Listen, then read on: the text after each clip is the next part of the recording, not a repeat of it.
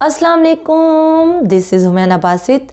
तो आज हम कर रहे हैं एक्सरसाइज 8.1। तो हम नया चैप्टर स्टार्ट करने लगे हैं जो कि है linear graph and their application.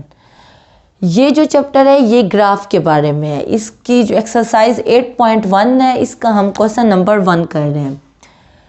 Question number 1 है determine the quadrant of the coordinate plane in which the following points lie. ये पहला पॉइंट है, ये दूसरा पॉइंट है, ये तीसरा पॉइंट है और ये चौथा पॉइंट है। ये 4 पॉइंट उसने दे दिया है और कहा है कि आप बताओ कि ये कौन से क्वाड्रेंट में लाई करता है। इससे पहले मैं थोड़ा सा आपको बता दूं कि ये क्या होता है। देखें, ये हमारे पास ग्राफ की शक्ल होती है। आपने पढ़ा होगा यकीनन। यहाँ x पॉजिटिव होता है, इस तरफ सारे x पॉजिटिव होते हैं और इस तरफ x नेगेटिव होते हैं। जो ऊपर डैश लगा हुआ होता है इसका मतलब होता है x नेगेटिव। ऊपर y पॉजिटिव होता है और नीचे y नेगेटिव होता है और यहाँ ज़ीरो होता है। इस पॉइंट पे ज़ीरो होता है। इस तरफ जितने नंबर होते हैं वो पॉजिटिव होते हैं, इस तरफ जितने नंबर होते हैं x के वो नेगेटिव होते हैं। ऊपर की तरफ वर्टिकल साइड पे y के तमाम पॉजिटिव पॉइंट्स होते हैं और नीचे साइड पे वर्टिकल y के तमाम नेगेटिव पॉइंट्स होते हैं। ठीक है ना। अब ये जो हमारे पास कोऑर्डिनेट दिया हुआ है, इसका जो पहला पॉइंट है ये क्या है, ये x है और जो दूसरा पॉइंट है ये y है। पहला पॉइंट x, दूसरा पॉइंट y, पहला पॉइंट x, दूसरा पॉइंट y। इसी तरह उन दो के भी पहले पॉइंट जो है वो x से बिलोंग करते हैं और दूसरे पॉइंट जो है वो y है, y को बिलोंग करते हैं। अब देखें, ये हमारे पास ग्राफ बना हुआ है। ये हमारे पास फर्स्ट क्वाड्रेंट है, ये सेकंड क्वाड्रेंट है, ये थर्ड क्वाड्रेंट है और ये फोर्थ क्वाड्रेंट है। जो फर्स्ट क्वाड्रेंट है इधर x भी पॉजिटिव होता है और y भी पॉजिटिव होता है। x भी पॉजिटिव और y भी पॉजिटिव, देखे है ना, क्योंकि यहाँ x भी पॉजिटिव है। ये वाला क्वाड्रेंट, इस क्वाड्रेंट में देखें x भी पॉजिटिव है, ये वाली साइड लग रही है और y की ऊपर वाली साइड लग रही है, y भी पॉजिटिव है। अब इधर देखें, यहाँ इस क्वाड्रेंट में जो ये वाली जगह बन रही है, इनमें जो ये वाली साइड लग रही है ये x की नेगेटिव है, तो x यहाँ क्या होगा, नेगेटिव होगा। और y की जो जगह लग रही है वो ये वाली लग रही है, y पॉजिटिव है, तो y जो है वो पॉजिटिव होगा। बात समझ आ रही है। इसी तरह थर्ड क्वाड्रेंट में देखें, थर्ड क्वाड्रेंट में एक ये वाली साइड लग रही है, एक ये वाली साइड लग रही है। जो ये साइड है यहाँ x नेगेटिव है तो x नेगेटिव है और ये y की ये साइड जो है ये भी नेगेटिव है तो y भी नेगेटिव है। ठीक है। फोर्थ में देखें, ये x जो है यहाँ पॉजिटिव है, x जो है पॉजिटिव है और y जो है देखें ये नेगेटिव है, y जो है ये नेगेटिव है। यानी ये बात मैंने आपको समझा दी है। ये आपको याद होनी चाहिए कि टोटल 4 क्वाड्रेंट होते हैं। इसमें प्लेन में हमारे पास जो ग्राफ बना हुआ होता है, जो फर्स्ट होता है यहाँ x और y दोनों पॉजिटिव होते हैं। उसका जो उल्टा है थर्ड, देखें बिल्कुल अपोजिट साइड पे जो थर्ड है यहाँ x और y दोनों नेगेटिव होते हैं। मैं याद करने का तरीका बता रही हूँ।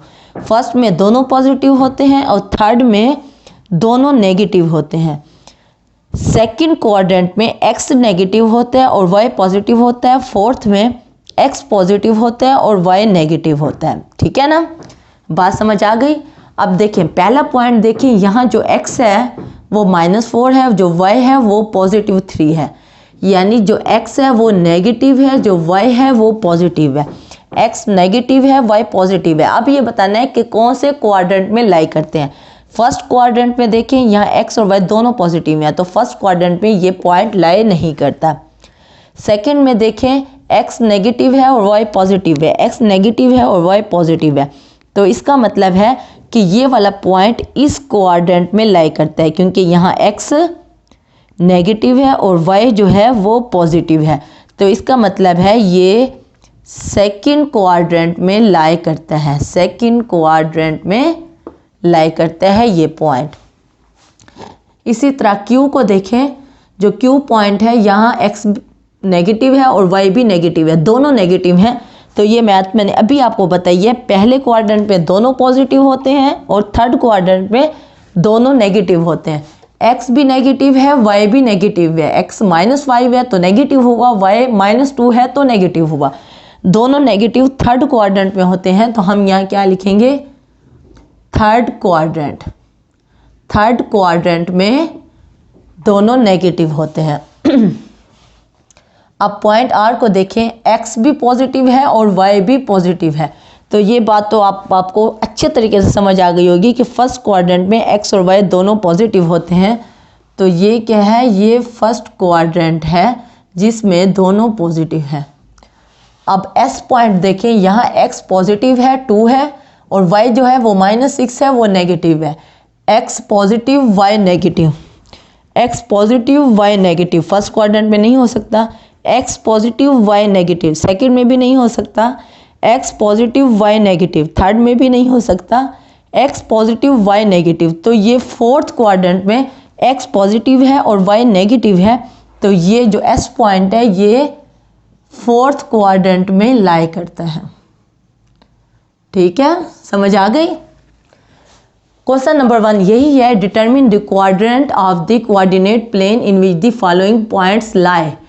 यानी जो हमारे पास पॉइंट्स दिए हुए हैं, वो जो फॉलोइंग पॉइंट्स हैं P, Q, R, S, ये बताए हैं कि ये कौन से क्वाड्रेंट में लाई करते हैं, कौन से क्वाड्रेंट में मौजूद है। तो हमने देखा, मैंने आपको अच्छे तरीके से बताया, जो P पॉइंट है वो सेकंड क्वाड्रेंट में लाई करता है, जो Q पॉइंट है वो थर्ड क्वाड्रेंट में लाई करता है, जो R पॉइंट है वो फर्स्ट क्वाड्रेंट में लाई करता है और जो S पॉइंट है वो फोर्थ क्वाड्रेंट में लाई करता है।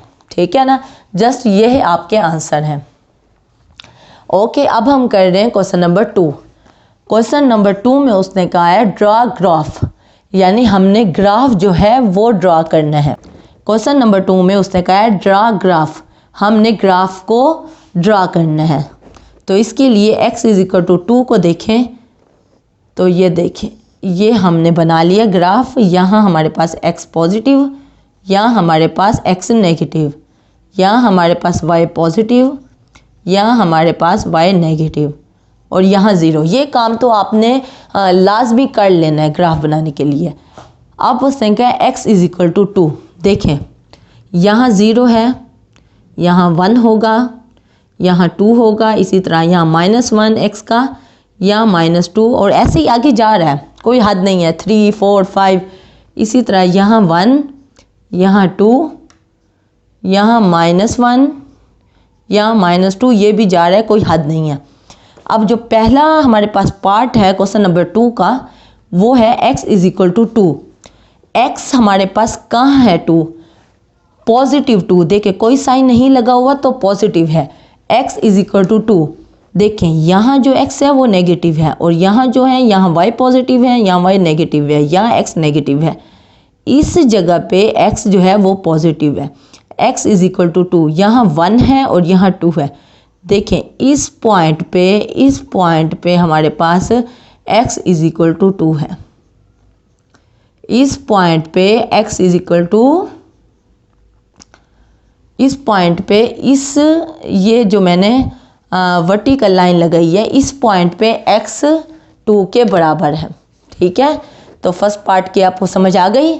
इसी तरह सेकंड पार्ट भी ऐसे ही है। थर्ड पार्ट में उसने कहा y = -1, y -1 के इक्वल है। तो मैं अलग से ग्राफ नहीं बना रही, आपने अलग से ग्राफ बनाना है, तो मैं इसी ग्राफ पे बता देती हूँ। y -1 है, देखें यहाँ y पॉजिटिव है और इस जगह पे y नेगेटिव है। y की वैल्यू -1 कहाँ पे है, y की वैल्यू -1 इस जगह पे है। तो आप अलग से ग्राफ बना के इस जगह पे आप लाइन लगा दोगे और कहोगे y = -1। ठीक है ना, इस पॉइंट पे। तो थर्ड भी आपसे हो जाएगा, फोर्थ भी ऐसे ही है, वो भी आप कर लोगे। अब फिफ्थ पार्ट को देखें, यहाँ y = 0 है, जहाँ x = 0, y = 0, वहाँ जस्ट आपने ऐसे ग्राफ बनाना है। यहाँ 0 लगाओगे, यहाँ x, यहाँ y, यहाँ नेगेटिव x और यहाँ नेगेटिव y। y = 0 है, यानी कि इस पॉइंट पे। तो इसी पॉइंट पे x भी 0 है, इसी पॉइंट पे y भी 0 है। तो यहाँ पे लाइन वर्टिकल या हॉरिजॉन्टल लाइन लगाने की ज़रूरत नहीं है, क्योंकि y की वैल्यू 0 है और इसी जगह पे y की वैल्यू 0 है। यहाँ वर्टिकल लाइन भी लगी हुई है, यहाँ हॉरिजॉन्टल लाइन भी लगी हुई है। तो x = 0 या y = 0 आपने ग्राफ सिर्फ ऐसे बनाना है जैसे मैंने बनाया है। ठीक है, बात समझ आ गई। तो 5th y के बारे में है, 6 भी x के बारे में होगा, वहाँ भी आपने ऐसे ही ग्राफ बना लेना है। ठीक है, अब हम 7th पार्ट को देखें। अब 7th पार्ट समझने का है। 6 पार्ट तक आपने जस्ट ग्राफ बनाने हैं और x = y हो या y = 0 यहाँ ऐसे ग्राफ बना लेना है जहाँ y या x की वैल्यू दी हुई होगी। जैसे यहाँ x = 2 था तो इस पॉइंट पे x की वैल्यू 2 थी, तो मैंने इस जगह पे वर्टिकल लाइन लगा दी। और यहाँ y = -1 था, तो यहाँ जहाँ y की वैल्यू -1 थी उस जगह पे मैंने हॉरिजॉन्टल लाइन लगा दी। ठीक है, बात समझ आ गई। अब हम कर रहे हैं 7th पार्ट। 7th पार्ट में उसने कहा है y = 3x। देखिए अब तक x या y की उसने वैल्यू दे दी थी, लेकिन यहाँ जो है y की वैल्यू उसने दी है 3x। 7x भी है, 7x भी है। तो हम जब ग्राफ बनाते थे हमारे पास 1 2 ऐसे ही वैल्यू है ना, x तो 7 नहीं है। तो अब हम x की खुद से कोई वैल्यू पुट करेंगे। ठीक है, ये देखें यहाँ हम दे देते हैं x और यहाँ y। ये हम सबसे पहले ऐसे लाइनें लगा लेंगे। देखें अब आपने x की कोई वैल्यू पुट करनी है और y की वैल्यू बनानी है। देखिए अभी आपको समझ नहीं आ रहा होगा, लेकिन जब आप पुट करोगे तो आपको समझ आ जाएगा। देखिए हमारे पास जो वैल्यू है वो है y = 3x। अब x की जगह पे हम कोई भी वैल्यू, कोई भी अपनी मर्जी की, नेगेटिव में हो, पॉजिटिव में हो, 0 में हो, तो हम कोशिश करते हैं कि नेगेटिव से शुरू करते हैं, यानी नेगेटिव से -3 या -2 या -1 से लेके पॉजिटिव 1 2 या 3 तक हम जाते हैं। तो अगर हम -3 पुट करते हैं x की जगह पे, मर्जी होती है आप कोई भी वैल्यू पुट कर सकते हो। मुझे दिल कर रहा है कि मैं -3 पुट करूं। मैं x की जगह पे -3 पुट कर रही हूँ, x की जगह पे -3 पुट कर रही हूँ। तो 3 - 3 ये किसके इक्वल है, y की इक्वल है। y = 3x है, तो x की जगह पे मैंने -3 पुट किया, तो 3 को 3 से मल्टीप्लाई किया और साथ माइनस है तो ये आ जाएगा -9। यानी जब x की वैल्यू -3 पुट करें तो y की वैल्यू बनती है 9, -9। बात समझ आ गई। देखें ये हमारे पास फंक्शन दिया हुआ था y = 3x। हमने देखा कि हमारे पास हम y की वैल्यू निकालना चाह रहे हैं, तो y की वैल्यू तब निकलेगी जब कोई x की वैल्यू होगी। तो x की वैल्यू पुट करने के लिए हमने खुद से कोई भी नंबर हम डाल सकते हैं। तो जाहिर सी बात है x की वैल्यू अगर खुद से डालेंगे कोई, तो y की वैल्यू भी उसी हिसाब से कोई ना कोई निकलेगी ना। अब देखिए मैंने यहाँ x की वैल्यू -3 डाली है। जब x की वैल्यू -3 डालते हैं तो -3 पॉइंट पे, यानी x की वैल्यू -3 पे y की वैल्यू बनती है -9। तो अगर आप खुद से कोई और वैल्यू डालते हो, यानी x की जगह पे 4 डालते हो, जैसे मैंने -3 डाला है, आप -4 डालो, तो फिर -4 को 3 से मल्टीप्लाई करेंगे तो वो क्या बनेगी, -12। ऐसे ही बनेगी ना। तो अगर यहाँ -4 हम पुट करेंगे x की जगह पे, तो यहाँ वैल्यू बनेगी -12। ठीक है, बात समझ आई। इसलिए कोई फ़र्क नहीं पड़ता कि आप कोई भी x की वैल्यू डालो, y की वही उसी वैल्यू पे y की वो वैल्यू निकलती है जो हम निकालते हैं। ठीक है ना, इससे कोई फ़र्क नहीं पड़ता कि आप x की कोई भी अपनी मर्जी की वैल्यू डाल सकते हो, इससे आपके क्वेश्चन पे कोई फ़र्क नहीं पड़ता। ठीक है, अब -3 मैंने जब x की जगह पे डाला तो y की वैल्यू -9 निकली। अब x की जगह पे -1 डालते हैं। x की जगह पे अगर x की जगह पे -1 डालते हैं तो y की वैल्यू बनेगी 3 - 1 = -3। ऐसे है ना, जब x की वैल्यू -1 डाली, x की वैल्यू -1 डाली तो y की वैल्यू क्या बनी, -3। ठीक है, अब x की जगह पे 0 डालें। x की जगह पे अगर 0 डालें तो आपको पता है y की वैल्यू भी 0 ही बनेगी, y की वैल्यू भी 0 ही बनेगी। तो यहाँ 0 और यहाँ 0। अब x की वैल्यू, ये मैंने आपने तो यहाँ जगह नहीं थी इसलिए मैं ऊपर लिख रही हूँ, आप तो पूरा ये काम करोगे। ठीक है ना, मैंने यहाँ ग्राफ बनाने के लिए जगह छोड़ी हुई है। अब देखें -3 डाला, फिर -1 वैल्यू पुट की, फिर 0 पुट की, 0 के बाद फिर हम +1 पुट करते हैं ताकि मुनासबत रहे, क्योंकि हमने -1 पुट किया है तो आप +1 पुट करते हैं y की जगह पे, x की जगह पे अगर 1 पुट करें +1 तो y की वैल्यू क्या बनेगी 3 + 1 और यहाँ बनेगी 3 को 1 से मल्टीप्लाई करें तो वो 3 ही बनती है, तो 1 पुट किया तो वैल्यू क्या निकली +3। इसी तरह यहाँ -3 भी डाला था तो हम +3 भी डाल के देखते हैं ताकि बैलेंस रहे, जितने हमने नेगेटिव वैल्यूज़ डाली उतने ही पॉजिटिव वैल्यूज़ हम डाल रहे हैं। तो -3, तो अब हम x की वैल्यू क्या पुट करेंगे +3 पुट करेंगे तो y = क्या बनेगा 3 और 3 को 3 से मल्टीप्लाई करेंगे तो क्या बनेगा 9। यानी जब x की वैल्यू हमने 3 पुट की तो y की वैल्यू क्या निकली 9। ठीक है, बात समझ आ गई। अब ये आपके पास टेबल बन गई है, x की वैल्यू भी आ गई है और y की वैल्यू भी आ गई है। तो इनको अगर हम इकट्ठा करके लिखें जैसे ये लिखे हुए थे, जैसे क्वेश्चन नंबर 1 में इकट्ठा ऑर्डर पेयर की शक्ल में लिखे हुए थे, तो इसी तरह जब x की वैल्यू -3 है तो y की वैल्यू -9 है, तो इसको हम अलग पॉइंट बनाते हैं। तो x की वैल्यू जब -3 है, y की वैल्यू क्या बनी -9, ये एक पॉइंट बन गया। दूसरा पॉइंट बना x की वैल्यू जब -1 है तो y की वैल्यू -3 है, ये दूसरा पॉइंट बन गया। तीसरा पॉइंट 0 0 बना, x की वैल्यू 0 है तो y की वैल्यू भी 0 है। चौथा पॉइंट देखें, x की वैल्यू 1 है तो y की वैल्यू 3 है। ठीक है, और आखिरी पॉइंट बना जब x की वैल्यू 3 है तो y की वैल्यू 9 है। ठीक है, ये मैंने 1 2 3 4 5 पॉइंट बना लिए। आप 5 10 आप जितने मर्जी चाहो बना सकते हो, लेकिन अच्छा यही है कि आप 4 या 5 बनाओ। देखें 4 तो नहीं बना सकते क्योंकि 4 अगर बनाओगे तो -3 -1 0 1 तो बैलेंस तो नहीं रहेगा, आपको इवन नंबर ऑड नंबर बनाने पड़ेंगे ताकि 0 भी बीच में रहे। अगर -1 पुट करते हो तो -1 0 + 1 3 भी आप पुट करते हो तो फिर भी ठीक है। अगर सिर्फ -1 को स्किप कर देते हो, -3 पुट करते हो, फिर 0 पुट करते हो, फिर +3 पुट करते हो, तब भी ठीक है। 5 पुट करते हो, फिर 0 पुट करते हो, -5 पुट करते हो, फिर 0 पुट करते हो, फिर +5 पुट करते हो, तब भी ठीक है, बैलेंस कायम रहेगा। एक वैल्यू आपने नेगेटिव डाली और एक वैल्यू आपने पॉजिटिव डाली, लेकिन ये आपकी मर्जी है कि आप कोई वैल्यू भी पुट कर सकते हो। ठीक है, अब ये हमारे पास पॉइंट बन गए। अब हमने क्या करना है, अब हमने ग्राफ बनाना है। ग्राफ बनाने के लिए वही काम जैसे यहाँ बनाया है। ठहरे, मैं ये वाली रेस कर देती हूँ ताकि हमारे पास एक अच्छी जगह बन जाए आपको समझाने के लिए।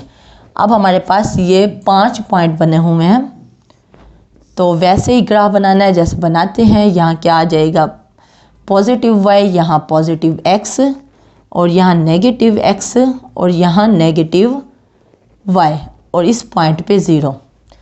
यहाँ हमारे पास 1 2 3 4 5 6 7, ठीक है। यहाँ -1 -2 -3 -4 -5 -6 और -7 और ये सोआन ये जा रहा है, इससे कोई फ़र्क नहीं पड़ता। देखें हमारी जो वैल्यूज़ हैं वो -9 x की जो वैल्यूज़ हैं वो -3 से लेके +3 तक हैं, यानी यहाँ तक हमारा ज़रूर होना चाहिए। और y की जो वैल्यू है वो -9 से +9 तक होना चाहिए।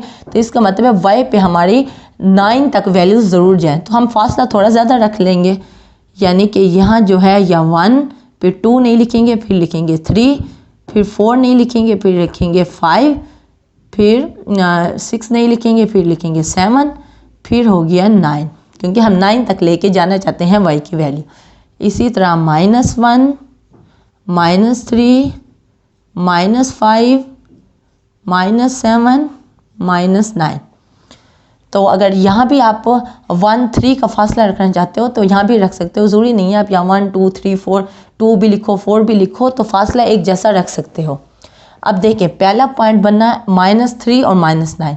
x जो है वो -3 है, x हमारा कहाँ -3 है, देखें ये तो पॉजिटिव x है, ये नेगेटिव x है, यानी इस पॉइंट पे x की वैल्यू क्या है -3 है और y की वैल्यू -9। यानी y यहाँ पॉजिटिव है और यहाँ नेगेटिव है। अब इस पॉइंट पे y की वैल्यू क्या है, वो -9 है। ठीक है, ये यहाँ -3 और यहाँ -9। अब यहाँ से आप देखो यहाँ तक लेके आओ। अब ये जो पॉइंट है -3 -9 वाला, इनका जो कंबाइन पॉइंट बनेगा, देखें यहाँ से इधर लेके हैं और यहाँ से इधर लेके हैं, यहाँ से इधर लेके हैं और यहाँ से इधर लेके हैं। तो कंबाइन पॉइंट क्या कहाँ बनेगा, कंबाइन पॉइंट बनेगा यहाँ इस जगह पे। तो ये मैं इरेज कर देती हूँ, ये मैंने आपको सिर्फ समझाने के लिए बताया। इन दोनों का -3 और -9 का जो कंबाइन पॉइंट बनेगा वो इस पॉइंट पे बनेगा। ठीक है ना। इसी तरह आप दूसरा पॉइंट बनाओगे -1 -3, x हमारा -1 हो, x हमारा -1 हो इस पॉइंट पे, और y हमारा -3 हो इस पॉइंट पे। ऐसे ही है ना। तो इन दोनों का जो कंबाइन पॉइंट है वो यहाँ बनेगा। देखें -1 और -3, -1 x का और y का -3, ये इस पॉइंट पे बना। तीसरा पॉइंट देखें 0 0, यहाँ इस पॉइंट पे x और y दोनों 0 हैं। ठीक है ना। चौथा पॉइंट है 1 और 3, x पॉजिटिव 1 है और y जो है वो पॉजिटिव 3 है। x जो है पॉजिटिव 1 है और y जो है वो पॉजिटिव 3 है। तो इन दोनों का जो कंबाइन पॉइंट होगा वो इस जगह पे बनेगा। मैं अंदाज़ा लगा रही हूँ, लेकिन आपने फुट की मदद से अच्छे तरीके से करना है। ठीक है ना। और आखिरी पॉइंट क्या है, x हमारा जो है वो 3 है, x जो है वो हमारा 3 है और y जो है हमारा 9 है। ये 9 और ये 3। अब इनका जो कंबाइन पॉइंट बनेगा वो इस जगह पे बनेगा। ठीक है ना। आपने ये सारा काम फुट की मदद से करना है ताकि बिल्कुल एक्यूरेट ग्राफ बने। अब देखें 1 2 3 4 5, ये 5 पॉइंट बन गए। ये जो ये पॉइंट है ये क्या बना, -3 और -9, ये वाला पॉइंट। इसी तरह ये सारे पॉइंट बन गए। यहाँ 0 0 बना, यहाँ -1 -3 बना, यहाँ 1 3 बना और यहाँ आखिरी पॉइंट 3 9 बना। अब ये जो सारे पॉइंट हैं आपने फुट रखना है, स्केल रखना है, उसकी मदद से इन सारे पॉइंट को आपस में मिला देना है। देखा। अब ये जो लाइन बनी है ये इन तमाम पॉइंट्स की लाइन बनी है। एक पॉइंट, दूसरा पॉइंट, तीसरा पॉइंट, चौथा, पांचवा, 5 पॉइंट्स लिखे हमने। उन 5 पॉइंट्स को हमने स्केल की मदद से आपस में मिला लिया। अगर आप पॉइंट लिखना चाहो तो यहाँ लिख सकते हो -1 और -3, यहाँ 0 0 और यहाँ क्या बनेगा 1 और 3 पॉइंट बनेगा और इस जगह पे पॉइंट बनेगा 3 और 9। ये आपका ग्राफ बन गया। ठीक है, बात समझ आ गई। तो मैंने बड़ी डिटेल से आपको कराया ताकि आपको अच्छे तरीके से समझ आ सके। मैंने बहुत कोशिश की है कि आप का कॉन्सेप्ट क्लियर हो जाए। उसके बावजूद भी अगर कोई क्वेश्चन हो तो आप नीचे कमेंट में पूछना, मैं उसका जवाब दे दूंगी। ठीक है ना। अब ये y = 3x वाला मैंने पार्ट किया है 7th पार्ट। ये 7th पार्ट को हल किया है हमने। पहले हमने टेबल बनाई है, फिर हमने पॉइंट्स बनाए हैं, फिर उन पॉइंट्स का ग्राफ हमने बना लिया। इसको हम ग्राफ कहते हैं। इसी तरह यहाँ 5th पार्ट को देखें 3y = 5x। सबसे पहले क्योंकि यहाँ y की वैल्यू निकली हुई थी, y = यहाँ हमने y की वैल्यू निकालनी है तो 3 को उधर लेके जाएंगे, 5x/3 हो जाएगा। ठीक है ना। अब इसी तरह जैसे ये शक्ल बनी हुई है, हमने टेबल बनाया है, वैसे भी इसी तरह हम टेबल बनाएंगे। यानी पहले x की जगह पे आप -3 पुट कर लो, मर्जी है। -3 की जगह -3 भी पुट कर सकते हो, -1 भी पुट कर सकते हो, -4 से भी स्टार्ट कर सकते हो, ये आपकी अपनी चॉइस है। तो जैसे मैंने टेबल बनाया, अगर इस तरह बनाते हो तब भी ठीक है। आप -3 पुट करो, y की कोई वैल्यू निकलेगी, फिर -1 पुट कर दो, फिर y की वैल्यू निकलेगी। आप 0, आप -3 के बाद -2 भी पुट कर सकते हो। मैंने -1 पुट किया है, इससे कोई फ़र्क नहीं पड़ता। तो आप 5 नंबर, 3 नंबर या 5 नंबर पुट करो, y की वैल्यू आ जाएगी, ये टेबल बन जाएगी। उस टेबल के बाद आप 5 या 3 जो पॉइंट्स बनेंगे वो पॉइंट्स बना के उनको स्केल की मदद से आपने लाइन खींच लेनी है। ठीक है, बात समझ आ गई। तो 5th पार्ट भी आपसे हो जाएगा, 7th 8 9 और 10 आपसे इजीली हो जाएंगे। तो ये लास्ट पार्ट है। लास्ट पार्ट भी ऐसे ही है। जस्ट मैं आपको हिंट दे देती हूँ, काम आपने यही करना है जैसे मैंने अभी आपको बताया है। 3x - 2y + 1। देखिए हमने y की वैल्यू निकालनी होती है। अब 3x + 1 को इधर ही रख देते हैं, 2y को उधर लेके जाते हैं, तो ये +2y हो जाएगा क्योंकि 2y के साथ माइनस का साइन है। y के साथ 2 मल्टीप्लाई हो रहा है, इधर आके डिवाइड हो जाएगा 3x plus 1 divided by 2 is equal to y। हमने y की ही वैल्यू निकालनी है तो y को इस तरह भी लिख सकते हैं, y is equal to 3x plus 1 over 2। ये देखें ये y की वैल्यू निकल है। जैसे ये y की वैल्यू निकली हुई थी, फिर आप क्या करोगे, x की जगह पे आपने पुट करने हैं। तो x की जगह पे आप ऐसे ही -3 पुट कर दो, y की कोई वैल्यू निकल आएगी, फिर -1 पुट कर दो, उसको 3 से मल्टीप्लाई करोगे, 1 में ऐड करोगे, 2 से डिवाइड करोगे। यानी कि आपने यही सारा काम करना है। पहले टेबल बनानी है, फिर पॉइंट्स बनाने हैं और फिर ग्राफ बना के लाइन खींच लेनी है। तो ये आपका क्वेश्चन नंबर 2 हो जाएगा।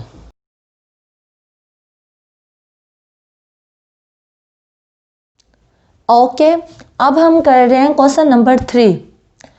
क्वेश्चन नंबर 3 में है आर द लाइंस, पहला पार्ट है पैरेलल टू एक्स एक्सिस, दूसरा पार्ट है पैरेलल टू वाई एक्सिस।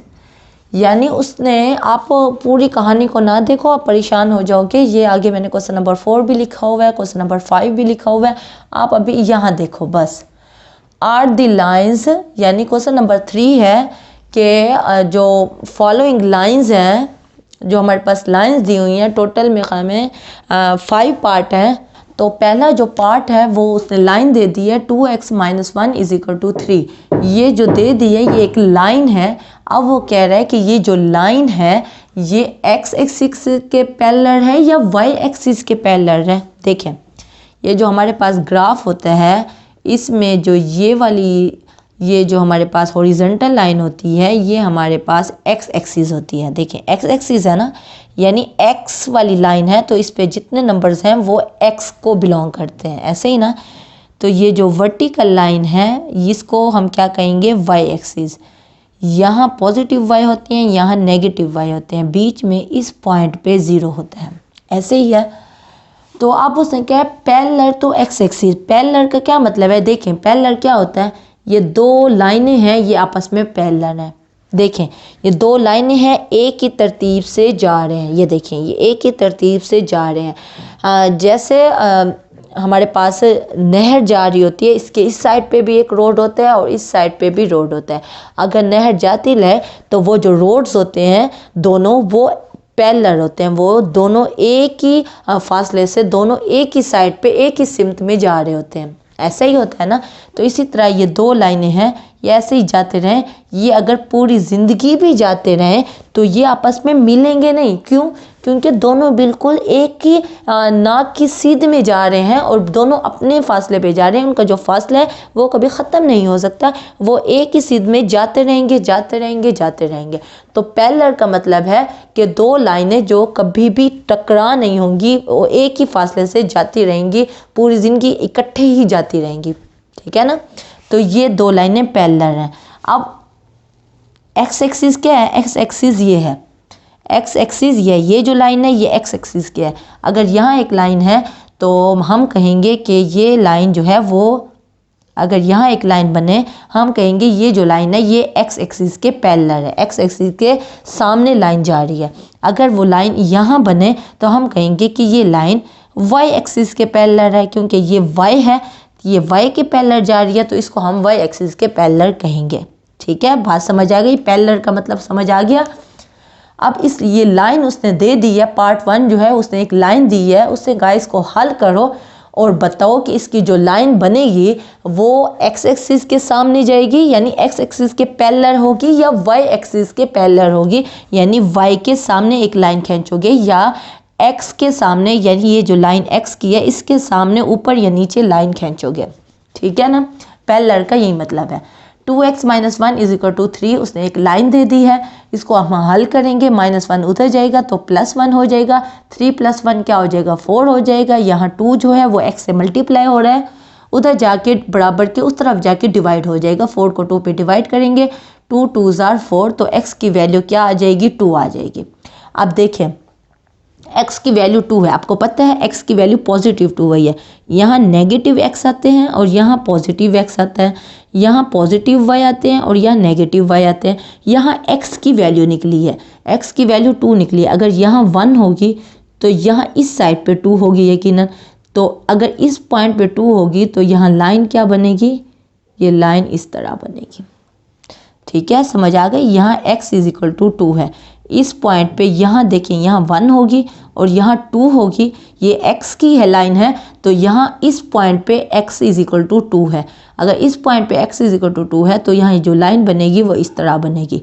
अब ये लाइन तो बन गई है, ये हमने बना ली है। अब इस लाइन को देखो, ये वो किसके पैरेलल है, जो x एक्सिस है, जो x एक्सिस है उसके ऊपर गिर रही है, लेकिन ये पैरेलल किसके सामने है, ये किसके सामने खींची गई है, ये y के सामने खींची गई है। देखें ये y के सामने है ना, तो इसको आप मज़ीद लंबा करना चाहो तो मज़ीद लंबा भी कर सकते हो, इससे कोई फ़र्क नहीं पड़ता। तो ये y के पैरेलल है, y के पैरेलल है, तो इसको हम क्या कहेंगे, पैरेलल टू y एक्सिस। ये जो लाइन है हमने इसको हल किया है, हमारे पास x की वैल्यू निकली है, तो ये किसके पैरेलल है, ये y एक्सिस के पैरेलल है। ये y की जो लाइन लगी हुई है उसके साथ ही ये जा रही है, ये पैरेलल है। पैरेलल का मतलब होता है कि उसके सामने ही खींची गई है। ठीक है, बात समझ आ गई। तो क्वेश्चन नंबर 3 का फर्स्ट पार्ट मैंने आपको करवा दिया है, सेकंड और थर्ड पार्ट भी ऐसे ही है, फोर्थ मैंने यहाँ लिख दिया है। फोर्थ, सेकंड और थर्ड आप खुद कर लो, ठीक है ना। फोर्थ को देखो, वो है x plus y is equal to 0। y जब उधर जाएगा तो x की वैल्यू क्या आ जाएगी, -1 आ जाएगी। देखें यहाँ x की वैल्यू 2 निकली है, यहाँ तो हमने एक लाइन बना दी और हमने कहा ये y एक्सिस के पैरेलल है। यहाँ तो बात समझ। सेकंड और थर्ड पार्ट भी ऐसे ही है, कोई पार्ट x एक्सिस के पैरेलल रहेगा, कोई y एक्सिस के पैरेलल रहेगा, वो आप दोनों पार्ट आपसे हो जाएंगे। अब ये जो फोर्थ पार्ट है, यहाँ x plus y is equal to 0 दिया हुआ था, y को उधर लेके गए हैं तो x is equal to -y है। जब इस तरह की सिचुएशन हो, यानी x और y बराबर आ जाएं या x और y बराबर आ जाए, साथ नेगेटिव आ जाए, तो हम कहते हैं neither parallel to x axis not parallel. ये इसका मतलब ही पैरेलल है, ये लाइन दो खींची हुई है ना, तो इसको भी पैरेलल ही पढ़ते हैं। Neither parallel to x axis not parallel to y axis. जब इस तरह की सिचुएशन हो, ना ये x एक्सिस के पैरेलल होते हैं ना y एक्सिस के पैरेलल होते हैं। जो फोर्थ और फिफ्थ पार्ट है ये एक जैसे हैं। देखिए fifth part 2x minus 2y is equal to 0 है, -2y उधर गया तो +2y हो गया, 2 से कट गया, x is equal to y आ गया। यहाँ x is equal to y है, यहाँ x is equal to -y है। फोर्थ पार्ट में x y के इक्वल आया, नेगेटिव y के इक्वल आया, और फिफ्थ पार्ट में x और y दोनों इक्वल आए हैं। तो इस सिचुएशन में जहाँ x और y बराबर हों, इस सिचुएशन में जो लाइन है वो ना x एक्सिस के पैरेलल होती है और ना y एक्सिस के पैरेलल होती है। ये बात आप दिमाग में बिठा लो। यहाँ क्वेश्चन नंबर 3 एंड हो गया, इसलिए मैंने लाइन लगा दिया। ठीक है, बात समझिए। अब आप कहोगे क्यों, जब इस तरह की सिचुएशन हो, जब x और y इक्वल हो, तो वो पैरेलल क्यों नहीं होते। देखें कैसे हो सकते हैं, x और y इक्वल हैं, वो कहाँ होंगे, अगर यहाँ x की वैल्यू 2 है और यहाँ y की वैल्यू 2 है, यहाँ y की वैल्यू 2 है और यहाँ x की वैल्यू 2 है, तो लाइन तो हम नहीं खींच सकते, यहाँ एक पॉइंट बन जाएगा, लाइन तो हम नहीं खींच सकते। तो इसलिए ना वो x एक्सिस के पैरेलल होता है और ना y एक्सिस के पैरेलल होता है जब x और y इक्वल आ जाए या x is equal to -y आ जाए। ये बात आप दिमाग में बिठा लो, ठीक है। ओके, अब हम कर रहे हैं क्वेश्चन नंबर 4। क्वेश्चन नंबर 4 बहुत ईजी है। m और c को हमने फाइंड आउट करना है, एक m की वैल्यू निकालनी है, एक c की वैल्यू निकालनी है, बाय एक्सप्रेसिंग किस तरह, इन द फॉर्म। अब उसने खुद ही कहा है कि y is equal to mx plus c, इस शक्ल में बन जाए और फिर आप कंपेयर करके m और c की वैल्यू निकाल लो, m और c की वैल्यू निकाल लो। ये ए पार्ट हमें दिया हुआ है 2x plus 3y minus y is equal to 0। -1 और 2x को हम उधर लेके गए तो 2x के साथ प्लस का साइन है, इधर जाके माइनस हो जाएगा, 1 के साथ माइनस का साइन है, इधर आके प्लस हो जाएगा। अब y जो है वो 3 जो है वो y के साथ मल्टीप्लाई हो रहा है, वो उधर जाके डिवाइड हो जाएगा। फिर यहाँ जाके जब पूरा 3 डिवाइड होगा, यहाँ से जब जाएगा यहाँ 3 पे डिवाइड हो जाएगा, तो 2x के साथ 3 अलग लिखा हुआ आएगा और 1 के साथ 3 अलग लिखा हुआ आएगा। तो ये हो जाएगा -2/3x प्लस 1/3, 3 इसके साथ अलग और 3 इसके साथ अलग, ठीक है।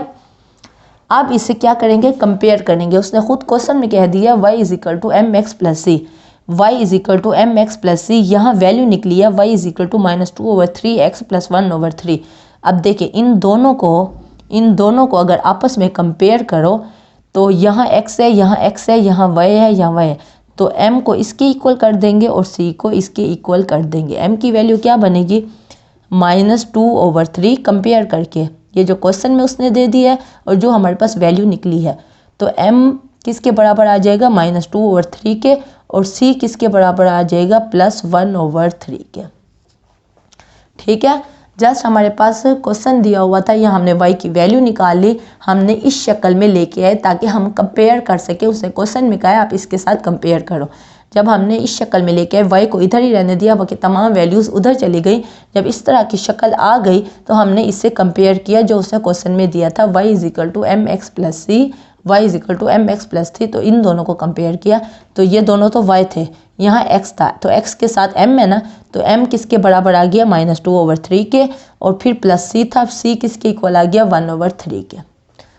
ठीक है, तो क्वेश्चन नंबर 4 के मेरे ख्याल में 6 पार्ट है, f तक पार्ट है, तो सारे पार्ट ऐसे ही हैं। आप जस्ट आपने y की वैल्यू निकाल के इस इक्वेशन के साथ आपने क्या कर लेना है, कंपेयर करके m और c की वैल्यू निकाल लेनी है।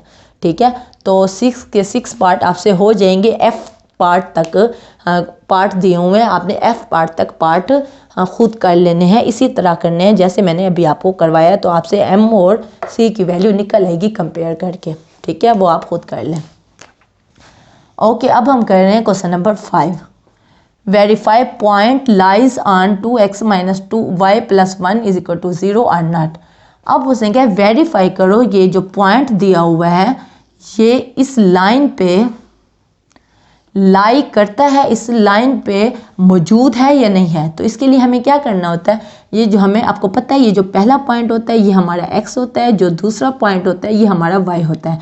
जहाँ जहाँ हमें x नज़र आएगा इस लाइन पे, वहाँ वहाँ हम 2 पुट कर देंगे, और जहाँ y नज़र आएगा वहाँ हम 3 पुट कर देंगे। देखें, 2x की जगह पे 2 पुट किया, फिर माइनस, फिर y है, y की जगह पे 3 पुट किया, फिर +1 = 0 जो उसने क्वेश्चन में दिया है। ठीक है ना, अब ये जो पॉइंट दिया है ये क्वेश्चन नंबर 5 का फर्स्ट पार्ट है, 2 और 3, x 2 है और y 3 है, तो x की जगह पे 2 पुट कर दिया और y की जगह पे 3 पुट कर दिया।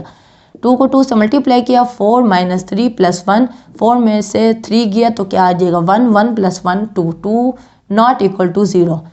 अब देखें, नॉट ट्रू, अगर यहाँ 0 आ जाता तो हम कहते ये ट्रू हो गया। लेफ्ट हैंड साइड पे भी 0 है और राइट हैंड साइड पे भी 0 है, लेकिन यहाँ लेफ्ट हैंड साइड पे 2 आया है और राइट हैंड साइड पे 0 आया है, तो ये नॉट ट्रू है, ये ट्रू नहीं है, ये बात ठीक नहीं है। तो इसका मतलब है जो हमें उसने पॉइंट दिया 2 और 3, ये does not lie on the given line, वो गिवन लाइन पे लाई नहीं करता। बात समझ आ गई। इसी तरह सेकंड, थर्ड और फिफ्थ आप ऐसे ही उसने पॉइंट दिए हुए हैं, आप पॉइंट में x और y की जगह पे जो पॉइंट दिया हुआ होगा x की जगह पे वो पॉइंट पुट करोगे और y की जगह पे जो दूसरे नंबर वाले पॉइंट दिया होगा वो पुट करोगे। और अगर लेफ्ट हैंड साइड और राइट हैंड साइड इक्वल आ जाएगी तो हम कहेंगे कि पॉइंट लाई करता है, अदरवाइज हम कहेंगे कि पॉइंट लाई नहीं करता। तो सेकंड में, थर्ड में और फिफ्थ में लाई नहीं करेगा। मैं आपको पहले बता रही हूँ, आपने करने खुद हैं, लेकिन मैं बता रही हूँ कि सेकंड, थर्ड और फिफ्थ में लेफ्ट हैंड साइड और राइट हैंड साइड इक्वल नहीं आएगी। ठीक है ना, लेकिन जो फोर्थ पार्ट है उसमें लेफ्ट हैंड साइड और राइट हैंड साइड इक्वल आ जाएगी, यानी कि 0 = 0 आ जाएगा। तो फोर्थ में हम कहेंगे ये जो पॉइंट दिया हुआ है क्वेश्चन नंबर 5 का फोर्थ पार्ट, हम कहेंगे कि ये पॉइंट जो है वो लाई करता है, क्योंकि लेफ्ट हैंड साइड और राइट हैंड साइड इक्वल आ गई है इस जगह पे। जैसे यहाँ हमारी इक्वल नहीं आई, फोर्थ में इक्वल आ जाएगी। ठीक है, तो एक्सरसाइज 8.1 हो गई है। उम्मीद है आज के लेक्चर आपको पसंद आया होगा। अगर कोई बात पूछनी हो, कोई क्वेश्चन मुझसे करवाना हो, कोई कन्फ्यूजन हो, तो आप नीचे कमेंट में कहना, मैं इंशाल्लाह नेक्स्ट क्लास में उसका जवाब दे दूँगी। तो इंशाल्लाह कल मिलते हैं नए लेक्चर के साथ। अल्लाह हाफिज़।